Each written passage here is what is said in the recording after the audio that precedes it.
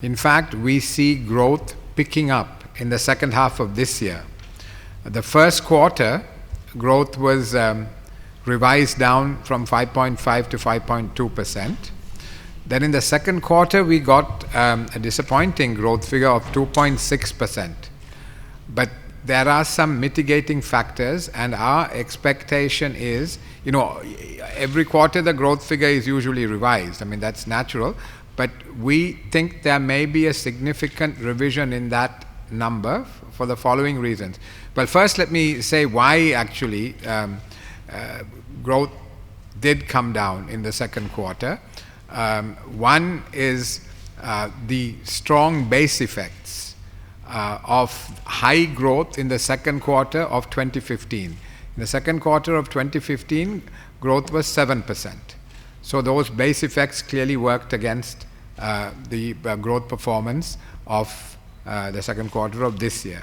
On top of that, the drought followed by the floods affected agriculture as well as industry, because these floods affected some industrial plants, I think including some of the industrial zones. So both agriculture and industrial production were affected by the floods, and agriculture was also affected by the drought before that. So if you take all that together, there are good reasons why growth would have slowed down.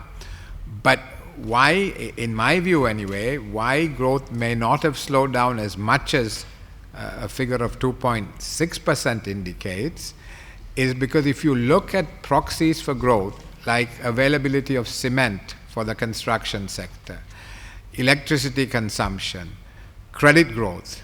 You see, credit was growing at about 25% in the second quarter, and inflation was low at that time. So the money, you can't have high credit growth, low inflation, and low growth. The money has to go somewhere. So if inflation was low, growth can't be quite as low as 2.6%. So if you look at all that, the chances are that this figure will get revised upwards.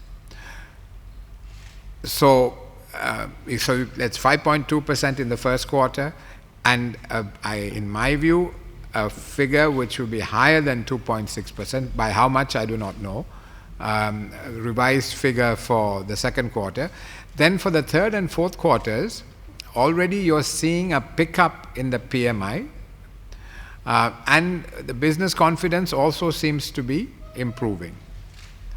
But most of all, the kind of tailwind for growth in the second half will be very positive base effects stemming from the very low growth in the fourth quarter of last year. Now in the second quarter you had headwinds really for growth from the base effects of high growth in the second quarter of last year, but for the fourth quarter, growth was only 2.5% in last year. So that will give positive base effects, which should mean that hopefully we will get a decent growth number for the fourth quarter.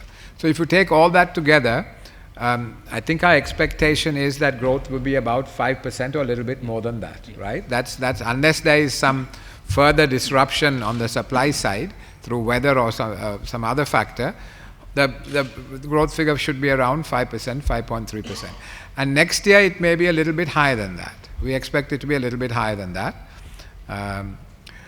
Because I think the various projects which are likely to start, and even foreign investment, which was very disappointing in the first half of the year, there are signs that it is picking up.